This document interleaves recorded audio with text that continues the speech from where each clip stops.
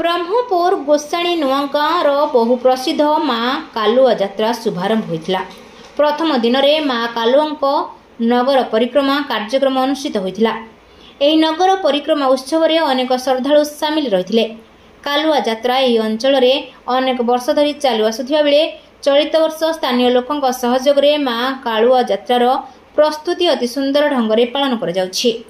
एही यात्रार शुभारंभ अमावास्या ठारू आरंभ होई कुंभार पुनेई पर्यंत चली थाए। एही 15 दिन में माँ दर्शन पाई ब्रह्मपुर सहर तथा आखपाख अंचल अनेक भक्त आसी माँ दर्शन करी माँ अशेष कृपा लाभ करिथांती।